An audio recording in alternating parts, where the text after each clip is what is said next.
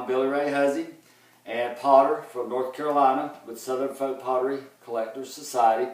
And we'll welcome you today to a few minutes to talk about the world's oldest glaze, ash glaze, or alkaline glaze as it's referred to. And it's a mixture simply using wood ashes and clay slip. And I want to start with one of the earliest pieces in America. This piece is from Edgefield District, South Carolina, Pottersville. And it's from the Dr. Abner Landrum and his brother John Landrum's shop. And this is some of the earliest glaze pieces. You can tell from the unglazed bottom, the primitive, inexperienced usage of glaze, just doing on the top and seeing what it will do. And this is the outcome. And as I say, this is a slave-made piece from about 1810. Move right up just a few years, and we got a different piece, same shop, or same Landrum family, but it's for the Pottersville Manufacturing Company. And here is a Y or a V for this maker. We don't know if it's a maker or a shop, but at any rate, this is showing just a uniform glaze, much different than the early one there where they're trying different ashes. Here's another piece, same shop, same maker, same family, with a double dip. Again, the marking here from the maker or the shop. Debate about that. But the lower is uniform, and the top or the upper half is double dip. Now the reason they did this was to fortify the usage of the handle and the rim from daily wear. But here, this is a decorative motif today and highly sought after by collectors in this double dipping. Move up a couple of decades to about 1840, still in South Carolina at the Kirksey's Crossroads shop on the Martinstown Road from Thomas Chandler.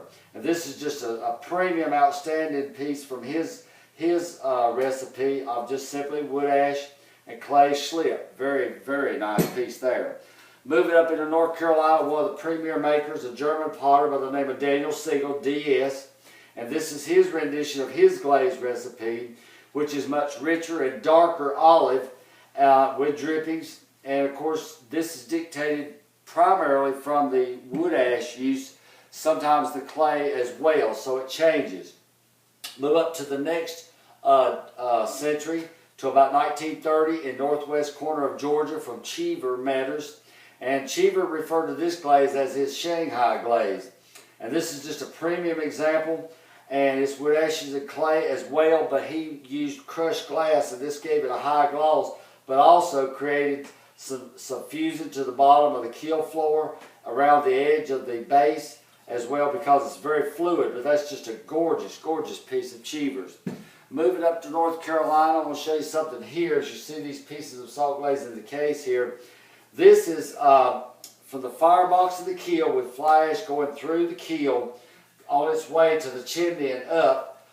Adheres and builds up on the sides of the walls, and as it builds up and the heat intensifies, raises up, the ash buildup begins to melt, and it creates an alkaline glaze. If you look on the opposite side, there is none, and so it's always just on the one side face of the firebox. That's an Alamance County piece.